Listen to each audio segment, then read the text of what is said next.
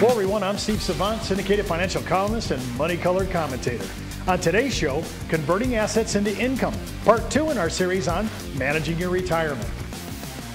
Well, welcome to our second segment where we're talking about converting assets. And really, when you're thinking about it, the first asset I want to talk about is Social Security. It's already going to be in a payment form. It just matters when you take it.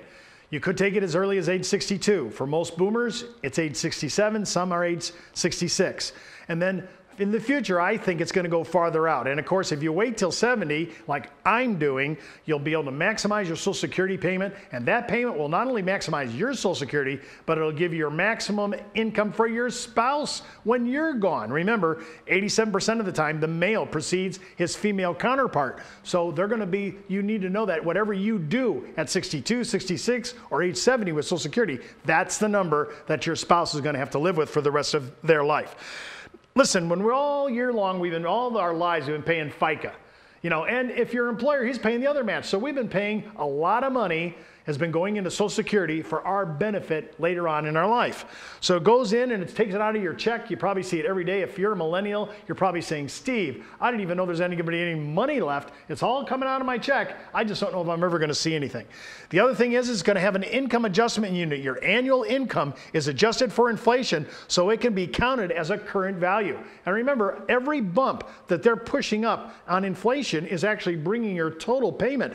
Most of us will see our statement if I wait till 70 like I plan on doing. If I wait till 70, I'm going to notice whatever my numbers were in Social Security, it's going to be probably a little bit more because I don't know if the inflation numbers are accumulating all the time. So that's actually a good thing. We're probably going to get a little bit more money. Our statements are probably a little shy. It hasn't really brought that number of inflation into it yet. The benefit balancer, your basic benefit, is permanent, though what you get may be more or less depending upon when you collect. So in my view, I say collect at 70. If there's any way to work till 70, remember, our longevity at the back end is going to be very long. So from age 70, and I say you should get ready, most males in baby boom era should probably be looking at early 90s.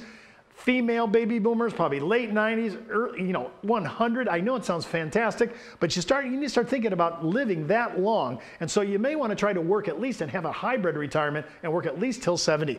You also want to have a COLA collector. Now listen, we have paid, of the last 8 years, 3 times we didn't pay any COLA for Social Security. So keep it in mind, it's not a given. Hopefully it'll happen, but it's not a given. And lastly, the benefit bin. Your benefit is based on your basic rate, adjusted for inflation, and at the age when you start to collect. And I might as well take it at 70 because there's no benefit of holding off to 71, 72, 73. Your maximum benefit is at age 70. And keep in mind that if you waited from your full retirement age, like a boomer, age 66, those 4 years is 8% simple interest. I can't find anything in the market guaranteed to give me 8% simple. So it's a really good idea. Do your Social Security first. Make sure you're maximizing your benefits before you do anything else. Now you're walking out of your retirement with employer plans. Some people have a 401k. Some people have their personal IRA. If your employer is involved, you might have a defined benefit plan, a pension. They're rare, but nowadays, but you might have it. And I want to know, am I going to convert my pension or my 401k into annualized income? I like to use Social Security in tandem with an annuity, joint annuity for my wife and myself to take care of our essential spending in our budget as well as our discretionary spending. Essentials are all the things that we have to have everyday life, whether it's gasoline, insurance on the house and car, whether I have to pay my Medicare every month. All those expenses that I have to pay are now essential spending.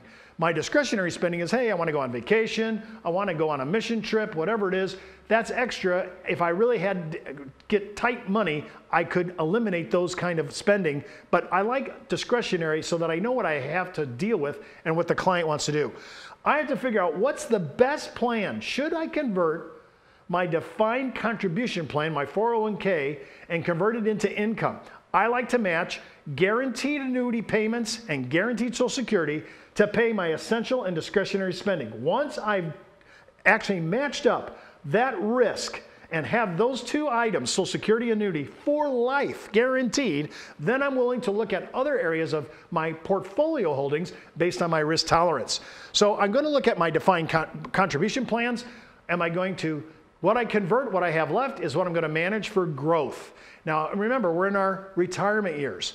I want to know, is your psychological profile changed? Have your psychonomics changed? And you take a risk tolerance test every so often to see if those things have changed in you and you're pulling back. You're becoming more conservative.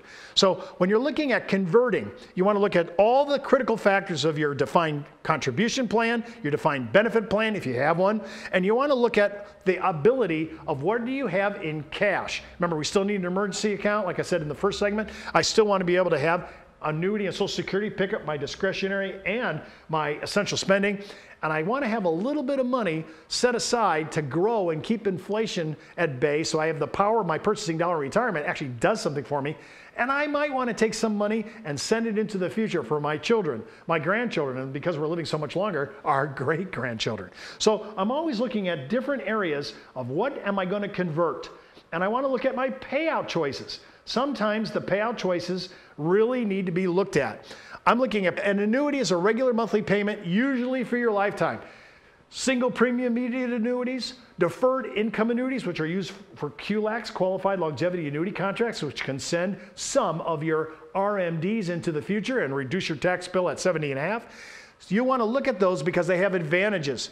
They really can give you guaranteed income you can't outlive. You just want to look at the actual rating of the carrier and the balance sheet just to make sure they're a strong institution, that they have the claims paying ability, they have the financial stability to give you your benefits. I also look at periodic withdrawals. I said this before. Is your dividends in your stocks, if they're paying quarterly, then you need to budget your actual income or revenue coming into your home on the basis of quarterly payments because of dividends. Or if you're using bond income, it may be every 6 months.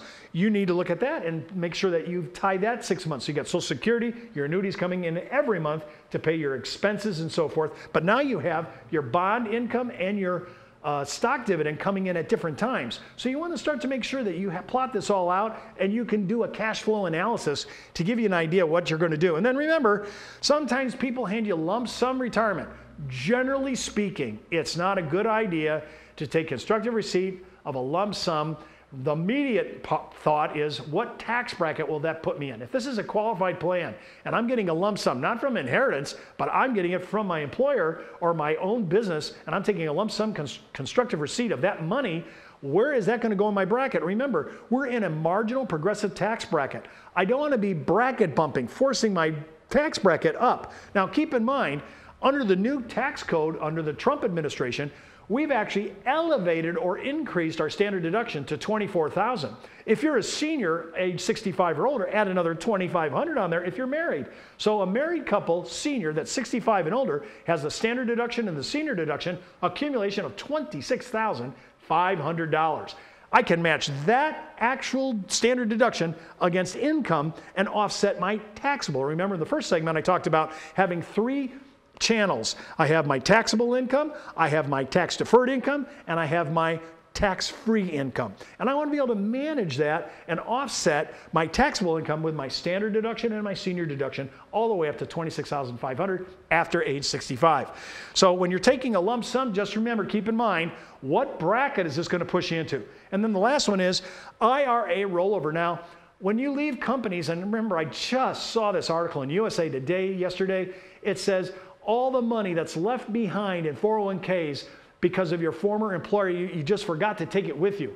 There are millions upon millions of dollars in prior relationships that you didn't pick up.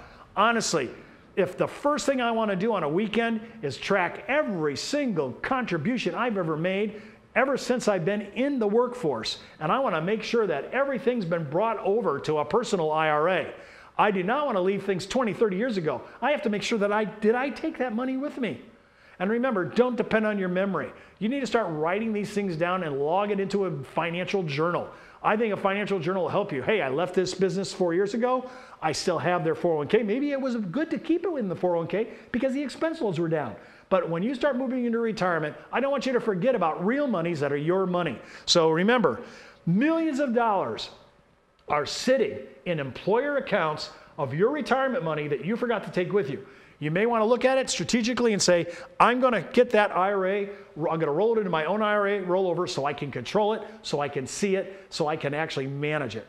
To me, it's a big deal. Remember, when we're looking to try to control and convert assets, we want to be able to have control of it, and we can see it, feel it, and look at our statements every day. Go back and find out if you left anything behind. You'll be surprised. You'll find a couple of things that you probably forgot about. Don't forget to watch our next segment on controlling income distributions, part 3 in our series on managing your retirement. And keep in mind, before moving forward with any of the ideas on our show, always check with your tax consultant, legal counsel, or financial advisor. You've been watching Steve Savant's Money, the name of the game.